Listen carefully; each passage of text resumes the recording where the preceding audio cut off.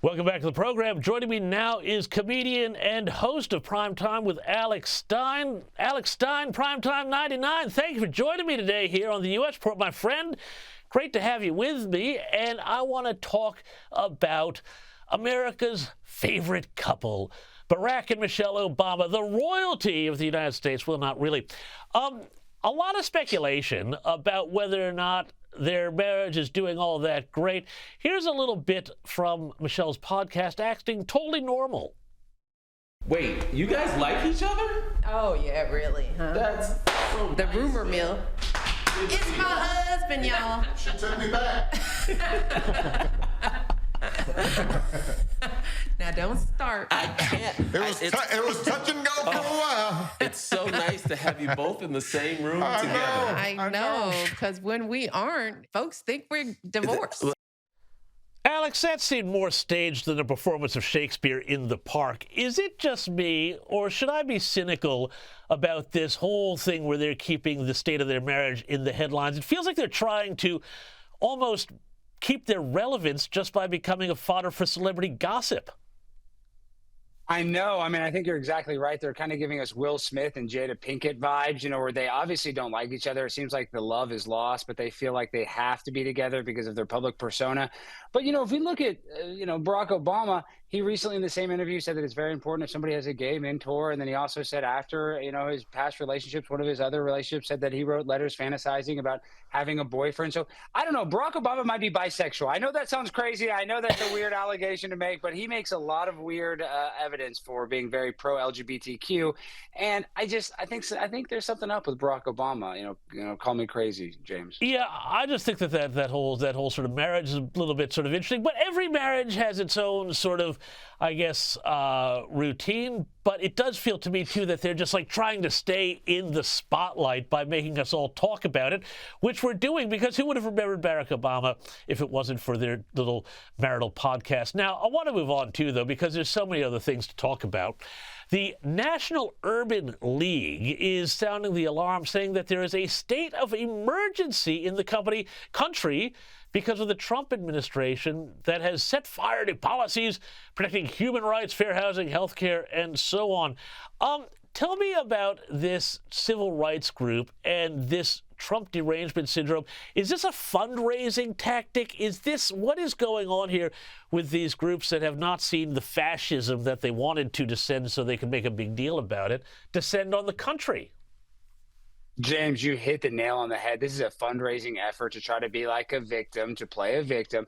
And, when they talk about civil rights, Donald Trump loves civil rights. Donald Trump wants to help black people, white people, Asian people. Donald Trump wants to help people of every race and color. He just wants to deport illegal immigrants or ex-gangbangers that are here in America, committing crime. So that's not a civil rights violation. But these organizations are going to constantly come out and attack Donald Trump because that's the only way that they survive, is by constantly saying that they're under threat of, being taken out. So when it comes to these organizations, I see it, James. These protest organizations are getting a lot of funding. So the money is there. They know that there's a huge economy to hate Donald Trump. So I'm actually not surprised that this group is actually getting the attention that they want by playing a victim like this.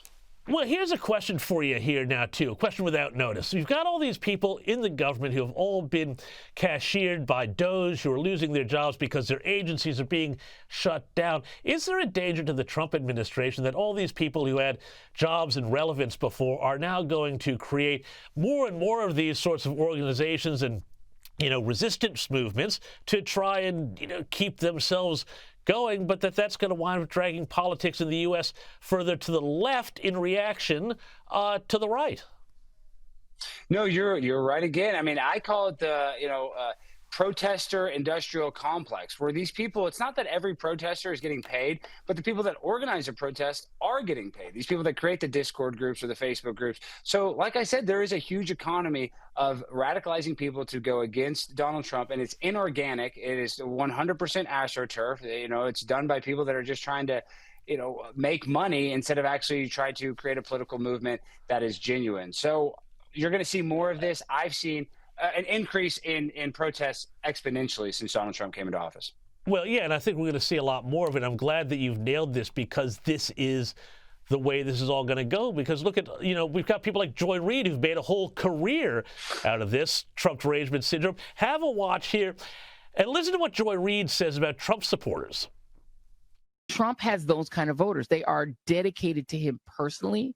They care more about him being happy than them being happy. They care more about him having what he wants than them having what they want.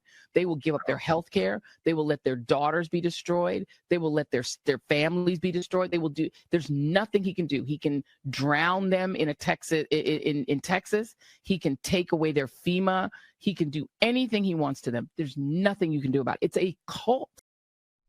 I mean, Alex, besides the fact that this is patently insane and there's no other word for it and delusional, again, the economy that the left is now running is one where it's entirely about trying to add to the division and claim that it's Donald Trump over there who's doing it.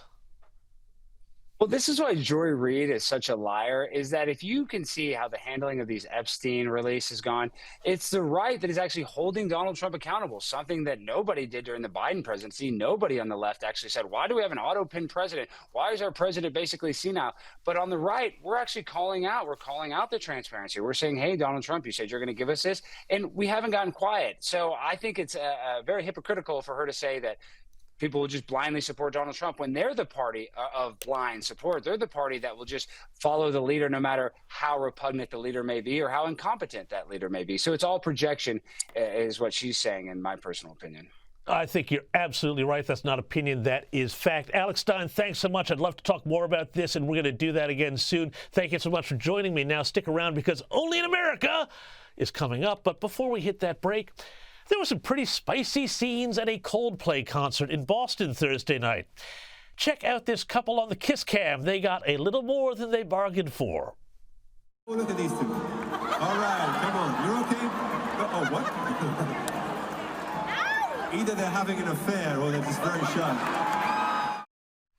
Well, it looks like the lead singer was on the money there because according to the New York Post, the gent in the video was tech CEO Andy Byron, and the lady was his human resources chief officer, Kristen Cabot. And no, the two were not married, at least not to each other. But hey, it looks like Coldplay made a couple of singles last night. I suspect that's going to turn into a pretty expensive date night.